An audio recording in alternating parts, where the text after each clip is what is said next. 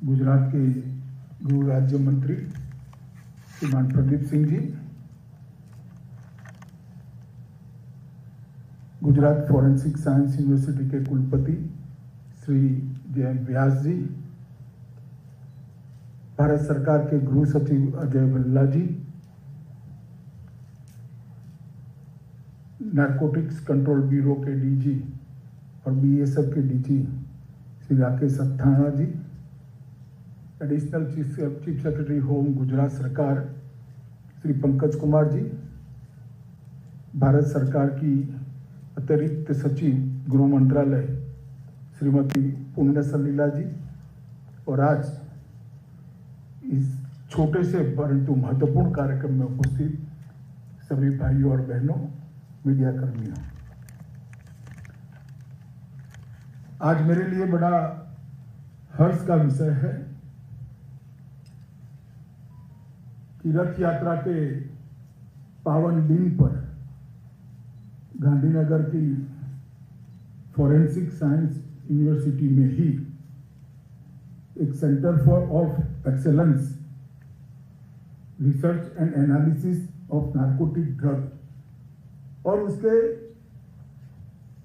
व्यक्ति के दिमाग और शरीर पर पड़ने वाली असरों के आकलन के लिए एक सेंटर को यहां स्थापित किया गया है।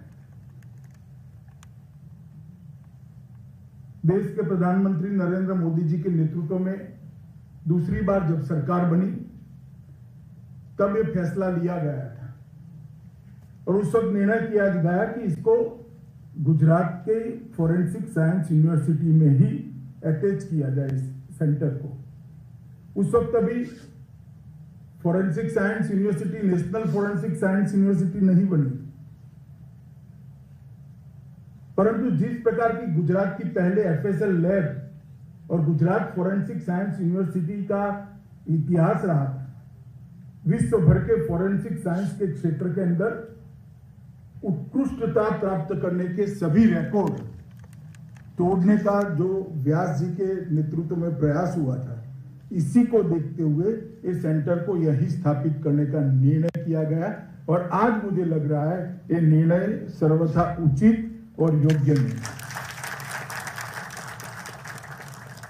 आज Gujarat forensic science university national forensic science university बन चुकी है और मेरे लिए बड़ा हर्ष का विषय है कि जब गुजरात फॉरेंसिक साइंस यूनिवर्सिटी बनी तब मैं गुजरात का गृह मंत्री था और आज के हमारे प्रधानमंत्री गुजरात के मुख्यमंत्री थे, और जब नेशनल फॉरेंसिक साइंस यूनिवर्सिटी बनी तब मैं भारत सरकार में गृह मंत्री हूं और नरेंद्र भाई देश के प्रधानमंत्री हैं। और ये निर्णय इसी प्रकार से हुआ कि यही यूनिवर्सिटी को एक राष्ट्रीय फलक पर ले जाने का हम प्रयास करें,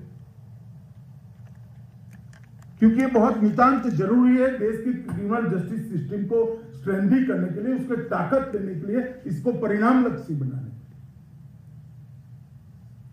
मैं कई बार कहता हूं कि अब 3rd डिग्री का जमाना नहीं रहा है। बड़े प्यार से पूछताछ करते करते साइंटिफिक एविडेंस के आधार पर गहरे से गहरी कठोरता रखने वाले व्यक्ति को तोड़ा जा सकता है और उसको सजा दिलाई जा सकती है अगर एफएसएल का काम ढंग से हुआ है तो। और आज हमारी जो नई शिक्षा नीति है, नई शिक्षा नीति ने भी इस प्रकार की अलग अलग विषयों की शिक्षा पर बहुत भार दिया है और प्रधानमंत्री जी का आग्रह है कि हर क्षेत्र में सर्वोच्च प्राप्त करे, इस प्रकार की शिक्षा नीति होनी चाहिए और हर क्षेत्र में हर विद्यार्थी को दुनिया का सर्वोच्च मिलने की व्यवस्था भारत में हो, इस प्रकार की शिक्षा की व्यवस्था भी भारत में होनी चाहिए। नीति भी ऐसी होनी चाहिए, व्यवस्था भी है। नीति है मगर व्यवस्था नहीं है तो नीति का कोई मतलब नहीं, और व्यवस्था है मगर पॉलिसी ठीक नहीं है तो व्यवस्था का कोई उपयोग नहीं होता। मगर नई शिक्षा नीति जो बनी है, ये मानता हूं मैं कि ये दोनों चीजों की परिपूर्ति करने वाली है और इसका सबसे बड़ा फायदा अगर किसी एक यूनिवर्सिटी को होने वाला है, तो मैं बहुत स्पष्ट रूप से देखता हूं कि नेशनल फॉरेंसिक साइंस यूनिवर्सिटी को इसका सबसे बड़ा फायदा है।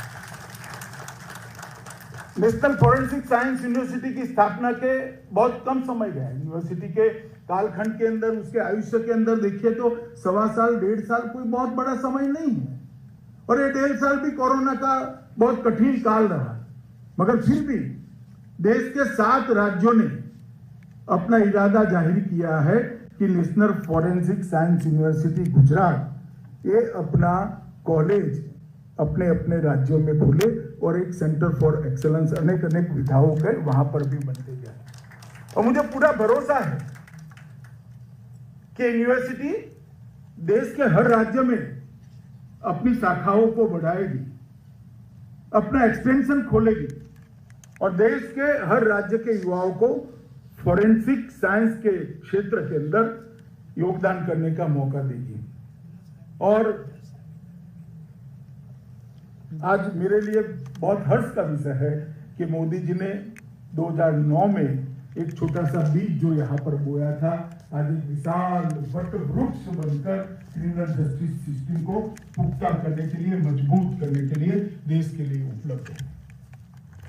और पीछे मुड़कर देखते हैं तो गुजरात की फॉरेंसिक साइंस लैब और गुजरात फॉरेंसिक साइंस यूनिवर्सिटी का जो इतिहास है वो भी हमें भरोसा दिलाता है कि national forensic science university Gujarat ये विश्व की सबसे सर्वोच्च यूनिवर्सिटी बनने में जरा भी देर नहीं करेगी।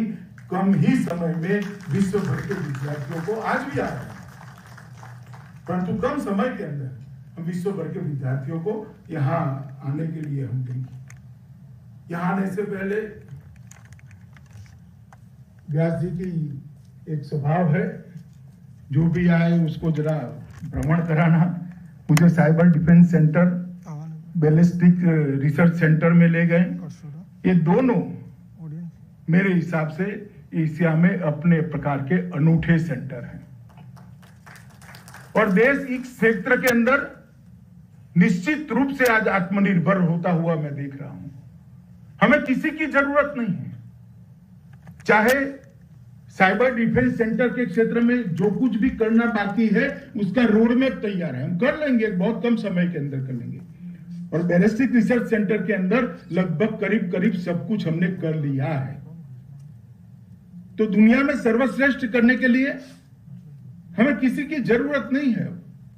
इस दोनों क्षेत्र में हम आत्मनिर्भर होने जा रहे हैं और साइबर वॉर, साइबर क्राइम, इसके खिलाफ लड़ाई हम जानते हैं हमारे लिए बहुत महत्वपूर्ण है, क्योंकि भारत एक उभरती हुई अर्थव्यवस्था है। भारत की सुरक्षा के सभी आयाम सुनिश्चित करने के लिए भी साइबर सुरक्षा बहुत जरूरी है और भारत के अंदर अर्थतंत्र अच्छे से पनपे, फले, फूले, बढ़े और मोदी जी का $5 ट्रिलियन इकोनॉमी का लक्ष्य हासिल हो, इसके लिए भी साइबर सुरक्षा बहुत महत्वपूर्ण है। मित्रों, यहां पर मैंने जो बैलिस्टिक रिसर्च सेंटर देखा, उसमें बुलेट प्रूफ मटेरियल की जांच के लिए भी बहुत सारे नए डायमेंशन स्थापित किए गए हैं। पहले सिर्फ यूएसए और यूरोप के अंदर जिसकी जांच होती थी, वो सभी मटेरियल की जांच आज यहाँ पर हो रही है।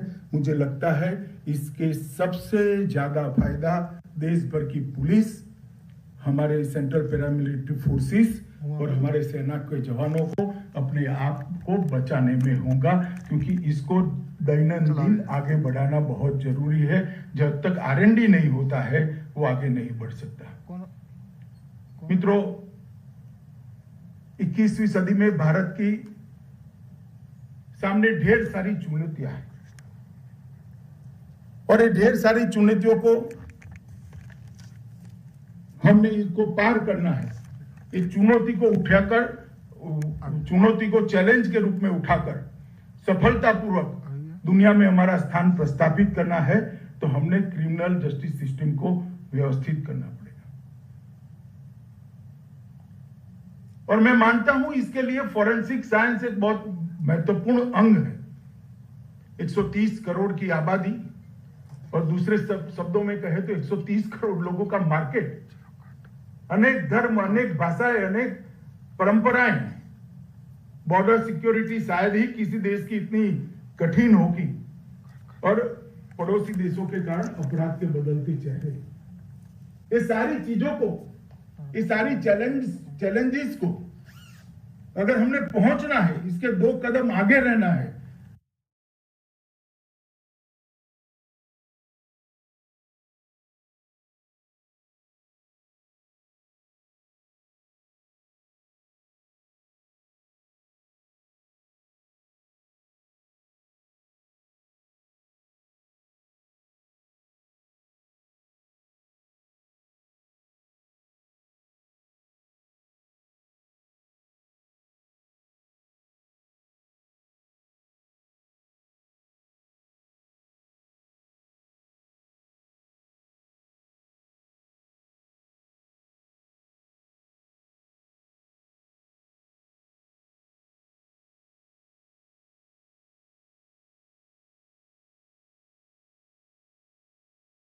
कर अन्वेषण को बहुत साइंटिफिक बनाना और उसमें एफएसएल का हिस्सा बहुत बड़ा है और वो साइंटिफिक एविडेंस के आधार पर न्याय की अदालत में उसको सजा कराना। ये तीनों काम अगर हम ढंग से करते हैं तब जाकर हम गुनाहों की संख्या और गुनाहों के अलग अलग प्रकार पर अपना काबू ले सकते हैं, उसको कम कर सकते हैं। भारत सरकार एक बहुत बड़ा अभी संवाद करी है देश भर के पुलिस अफसरों के साथ, देश भर के न्यायपालिका के न्यायाधीशों के साथ, वकीलों के साथ, लॉ यूनिवर्सिटी के साथ कि हम सीआरपीसी, आईपीसी और एविडेंस एक्ट तीनों में आमूलचूल परिवर्तन करना चाहते हैं।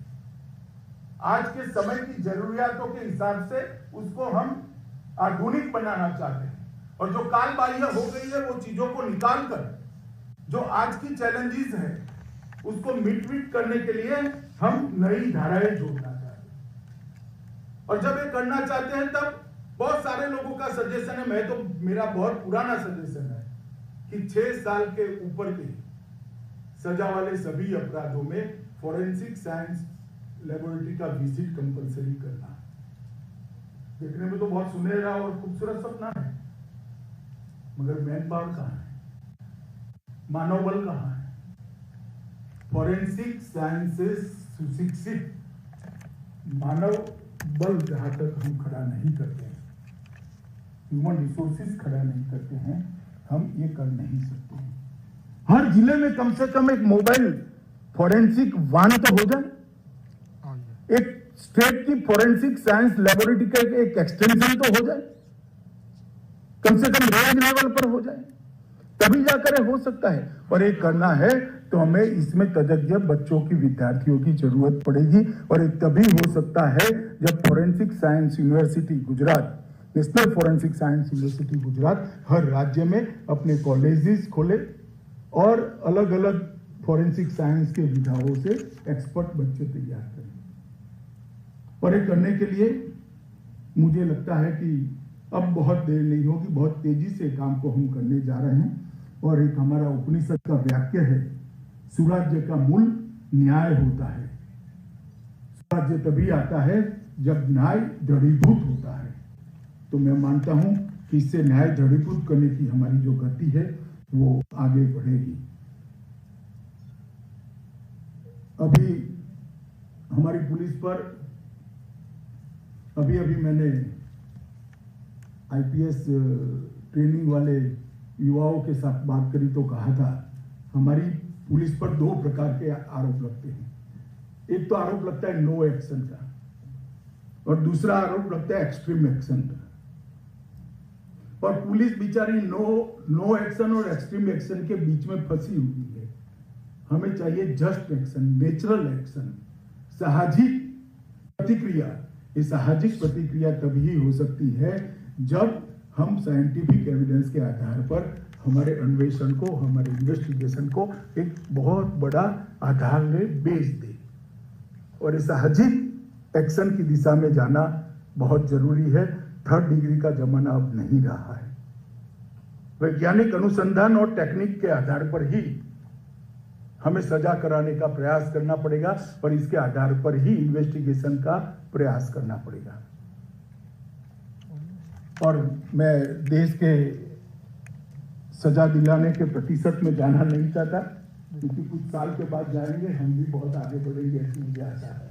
परंतु इसके लिए ये बहुत जरूरी है कि हम आगे इस यूनिवर्सिटी को पूरे देश के अंदर कार्य मिलेगा। इसीलिए देश के प्रधानमंत्री नरेंद्र मोदी जी ने रक्षा शक्ति यूनिवर्सिटी की भी स्थापना की है, वो भी अब नेशनल यूनिवर्सिटी है, और नेशनल फॉरेंसिक साइंस यूनिवर्सिटी की भी स्थापना की है। ये दोनों यूनिवर्सिटी गुजरात में गांधीनगर में है, जो इन्वेस्टिगेशन के लिए अच्छे अवसर भी देगी और फॉरेंसिक साइंस के लिए अच्छा मानव बल भी हमें देगी। आज यहाँ पर मादक द्रव्यों के नार्कोटिक्स का जो बुरा प्रभाव हमारी युवा पीढ़ी पर, अंततोगतो हमारे समाज पर, हमारी सुरक्षा पर और हमारी इकोनॉमी पर जो बुरा प्रभाव पड़ रहा है, इससे पूरा देश चिंतित है। और इसके लिए नरेंद्र मोदी जी के नेतृत्व में भारत सरकार ने तय किया है कि हम भारत में नार्कोटिक्स द्रव्यों को आने भी नहीं देंगे और भारत को उसका रास्ता भी नहीं बनने देंगे। यहां से गुजर कर कहीं और भी नहीं जाएंगे और कहीं और से यहां पर भी नहीं आएंगे। ये दोनों की रोकथाम करने के लिए कई सारे कदम ये 2 साल में प्रधानमंत्री जी के नेतृत्व में हमने उठाए हैं। और भारत के लिए एक और खतरा है, नार्को टेरर। इससे जो दंड प्राप्त होता है उसका उपयोग टेररिज्म में होता है, उसको भी रोकना बहुत जरूरी है। आने वाली नस्ल तो हमारी बर्बाद होती ही है और देशों के युवाओं को उनकी जिंदगी बर्बाद होती ही है, परंतु साथ ही साथ हमारे यहाँ नार्को टेरर का खतरा भी बढ़ता है। और इसलिए आज यहाँ पर जो सेंटर फॉर एक्सेलेंस बनाया गया है, अपने आप में एक परिपूर्ण इकाई है। सिग्नेचर प्रोफाइलिंग का शायद ही दुनिया में जितनी भी व्यवस्था है, इसमें से ये एक तसूभर भी कम नहीं है। दुनिया की सबसे अच्छी लेबोरेटरी के समकक्ष व्यवस्था आज गुजरात में यहां पर बनी है। और मुझे बड़ा हर्ष है कि मोदी जी ने जो सपना देखा था, आज मेरे हाथ से उसका उद्घाटन हो रहा है। इस केंद्र के अंदर औषधि और मन प्रभावी पदार्थों के पहचान, उसका मात्रात्मक अनुमान, कंटेंट कितना है, और इसका एकदम माइक्रो एनालिसिस करने की व्यवस्था है। ड्रग की सिग्नेचर प्रोफाइलिंग भी की जाएगी, ड्रग की भौगोलिक उत्पत्ति की पहचान भी की जाएगी कि अफगानिस्तान में बना है या पूर्व के देशों में इसका उत्पादन हुआ है। ढेर सारे टेस्ट करने के लिए एक स्वदेशी किट बनाने की दिशा में भी ये सेंटर काम करेगा, जो देश भर की पुलिस को एक किट उपलब्ध कराई जाएगी। जहां से भी नार्कोटिक्स पकड़ा जाएगा, वो किट स्पॉट पर ही टेस्टिंग कर आगे बढ़ाएगी। और फिर एफएसएल लेबोरेटरीज के लिए भी कुछ किट्स बनाए जाएंगे, और विभिन्न लॉ एनफोर्समेंट एजेंसी को भी हम यहाँ से जो सूक्ष्म एनालिसिस करेंगे वो उनको उपलब्ध कराएंगे। हमने ढेर सारे नार्कोटिक्स के लिए व्यवस्थाओं में ढेर सारे बदलाव किए, कोऑर्डिनेशन से लेकर हायरार्की से लेकर कानून तक, और बदलाव करने जा रहे हैं। श्री अस्थाना जी यहाँ बैठे हैं, मुझे ये कहने में बड़ा हर्ष हो रहा है कि विगत 1.5 साल देश के नार्कोटिक्स को रोकने के अभियान में सुवर्णमयी कालखंड रहा है। सबसे ज्यादा ड्रग पकड़ने का विगत 1.5 साल में भारत के अंदर रिकॉर्ड स्थापित किया गया है। ये बहुत बड़ी उपलब्धि है, परंतु जब उसका एनालिसिस नहीं होता है, इसका साइंटिफिक एनालिसिस होकर उसको अलग रणनीति से रोकने का प्रयास नहीं होता है, तो सिर्फ इस प्रकार के फिजिकल अभियानों से सफलता प्राप्त नहीं होती है।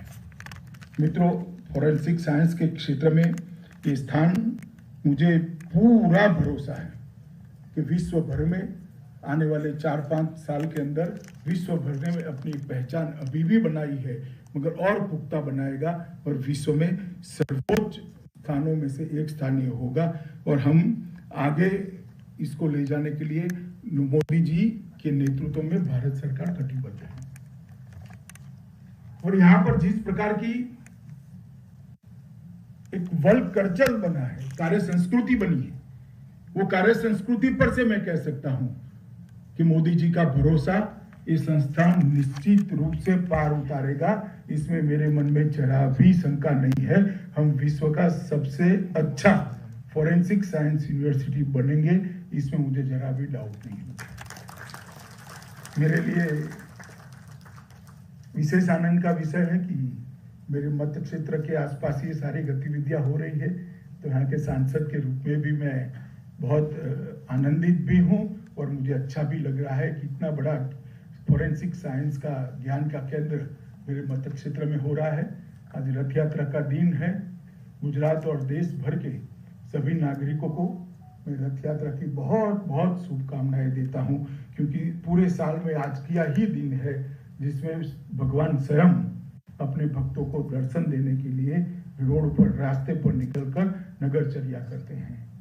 हमारी तकलीफों को, हमारे मनोभाव को जानने के लिए और हमारे मन को शांति पहुंचाने के लिए रथ यात्रा के दिन को गुजरात और देश भर में बड़ा शुभ माना जाता है। और शुभ दिन के रूप में कहते हैं कि उस दिन मुहूर्त देखने की कोई जरूरत ही नहीं होती, पूरा दिन ही अच्छा मुहूर्त होता है, क्योंकि प्रभु स्वयं रोड पर होते हैं, रास्ते पर होते हैं।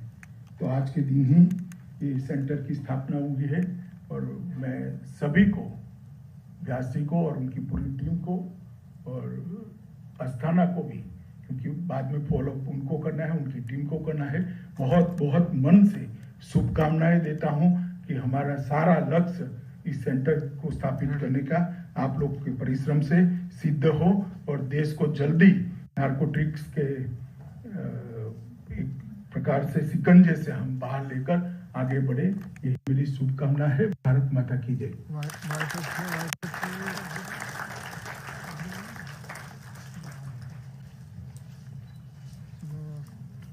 Thank you sir for enlightening अस। बहुत बहुत आभार माननीय केंद्रीय गृह मंत्री श्री।